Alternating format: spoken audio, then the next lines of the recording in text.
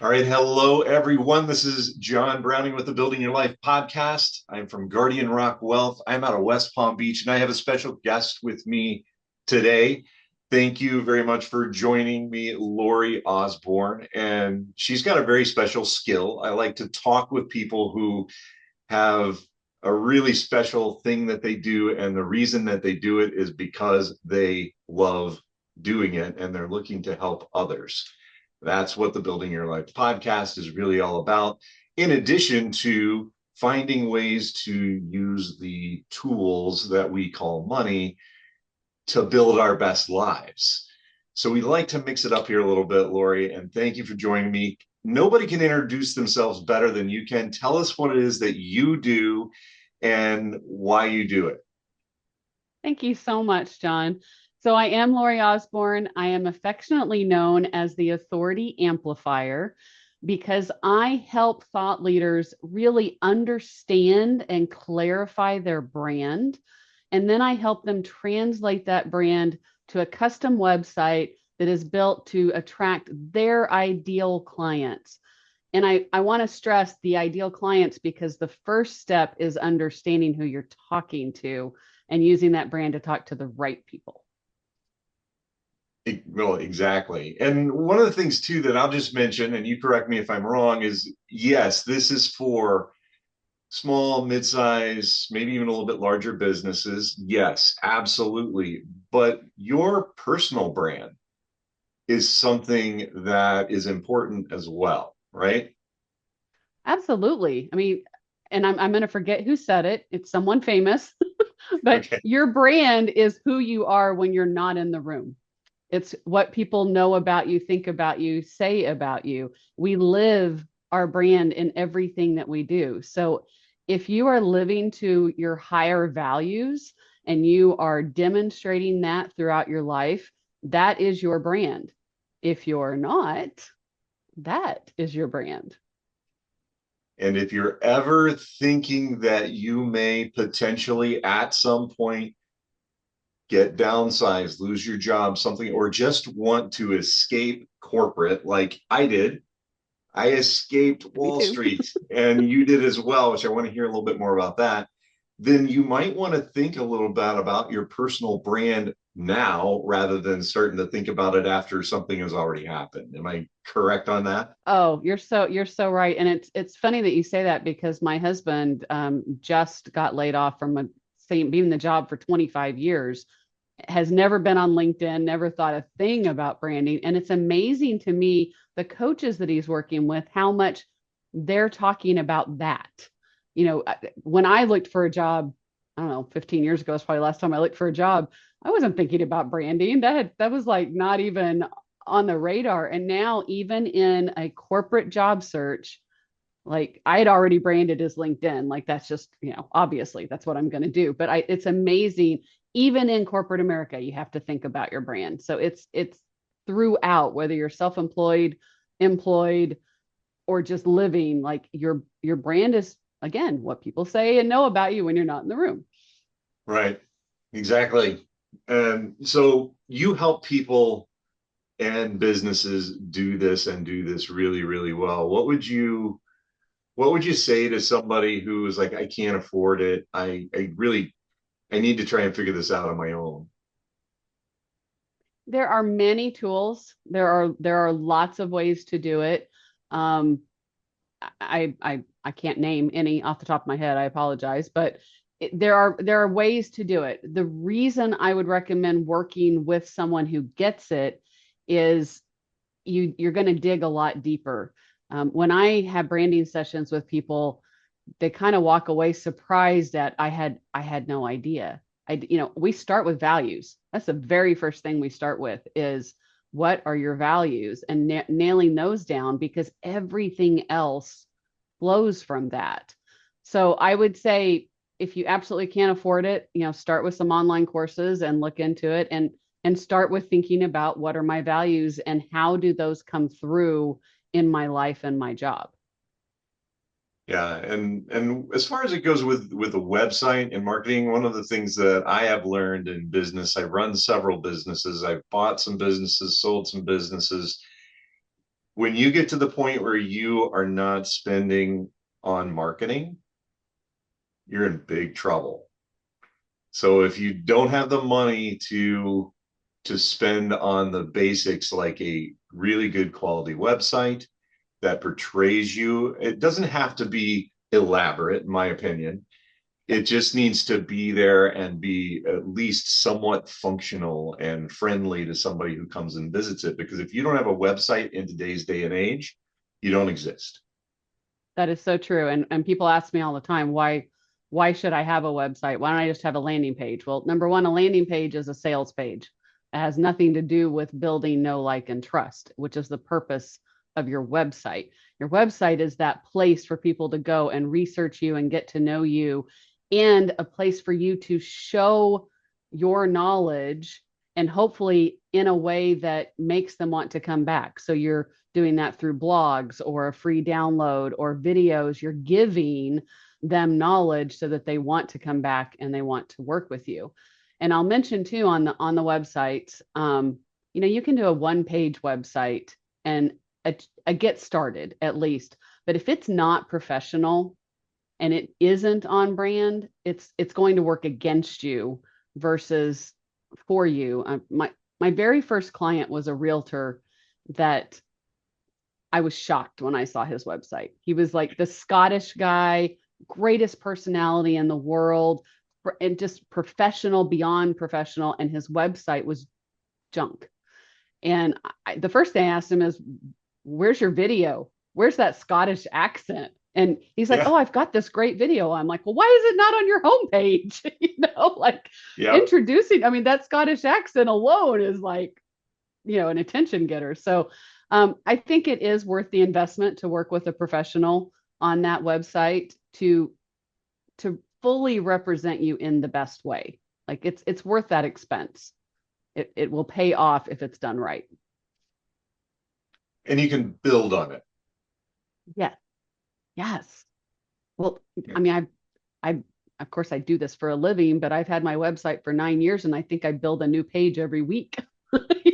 So it doesn't Right. have to, it's not going to be perfect day one because you are changing, your business is changing, you're going to have new offers, you're going to have new things coming out, and a website should not be static. It should be alive and welcoming, and it shouldn't be something that people hit once and they're gone. Like that's why I say the blogs are so important. Like the blogs, people talk about blogs for SEO, and SEO is great, search engine optimization, but to me it's knowledge. It's giving, and giving people incentive to come back and learn more.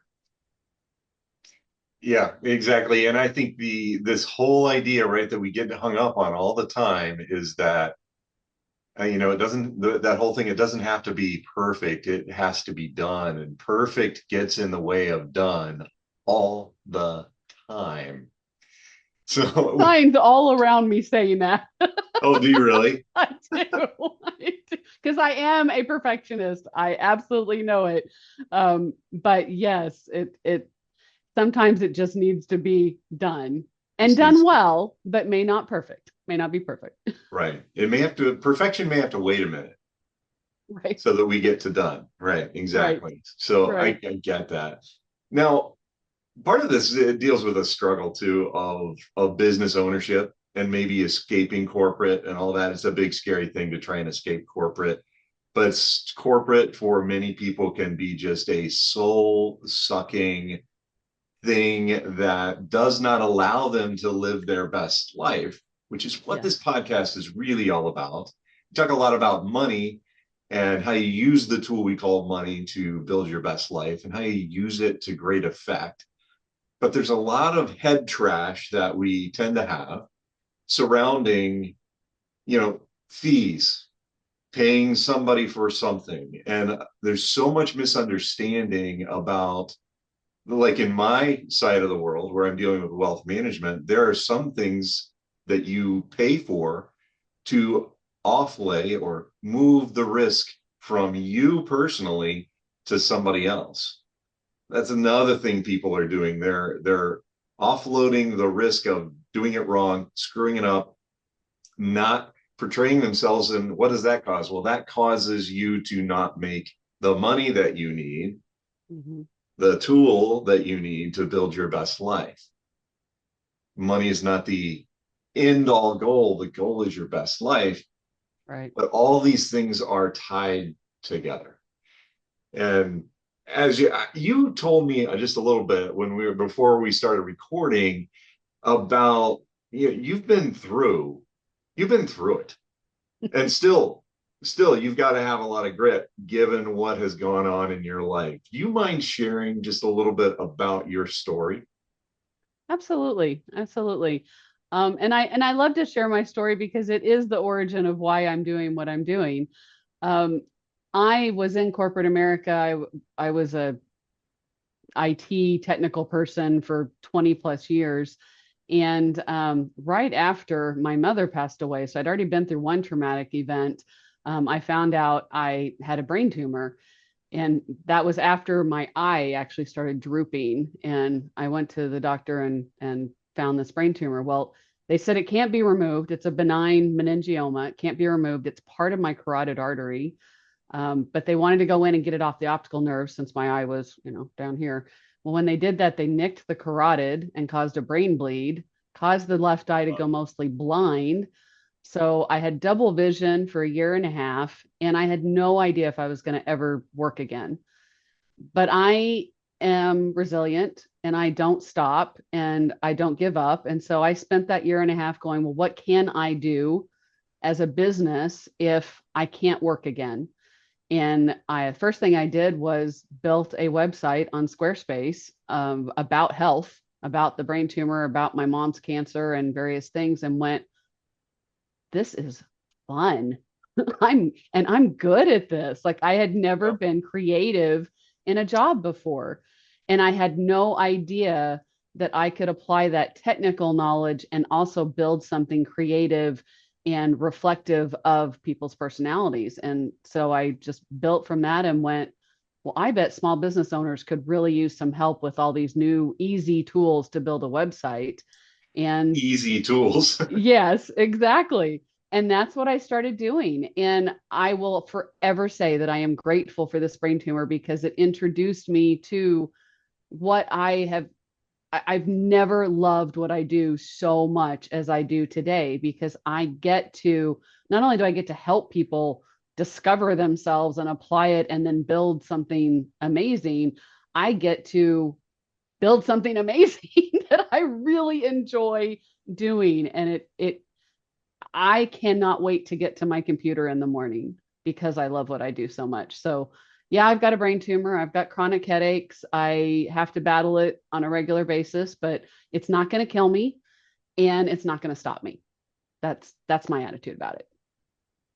I love that. I absolutely love that. And part of I see some of myself in that. Certainly do not have a brain tumor, but I I don't love wish it on anyone. but I love what you said about it, that you are thankful for it. I think for me, and I, I bring my faith into this. I don't know what your faith is, but I believe sincerely with all of my being that we are all prepared by God to do what we do, and it takes some of us longer to figure that out than others, right? Yes. It took me a long time of working on Wall Street, but all that time working on Wall Street and some of the giving up of my life that I did to chase my portfolio, all of Mm-hmm. that prepared me better than most to do what I do today. And to your point, my biggest problem now is that I spend too much time, quote unquote, working, but I don't feel like it's work. So all of a sudden it'll be 10 o'clock at night. And my wife is like, are you gonna get out of your office? I didn't realize it was 10. I've been working on this, whatever Yeah. the project is, whatever the client is. I've been Mm-hmm. pouring my heart and soul into those things and didn't realize that I was working. And I'm like, wow, I really am tired. Yeah, maybe. So my biggest Yeah. problem is doing that too much in excess. But these things that happen to us in our lives, we resist them often, and it's horrible to go through at the time, and yet it prepares us for what's to come. Oh, absolutely. Absolutely. And you know what you're saying about working, one of the proofs that I have that what I do is what I love is I don't feel pain when I am working on websites. I can sit at my desk for four Isn't that hours interesting? straight and not even notice I have a headache. Now, I might get up and walk out and go, holy cow, that hurts. But I never feel pain when I am building a website. And it's just I go into that zone, I go into that place of creativity, and I would say that that is a God-given thing that I was blessed with something that I love and that I'm good at and that can help others. And how do you question that? How do you question that?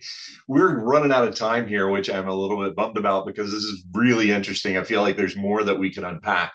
Maybe we'll have you back for another episode, but Awesome.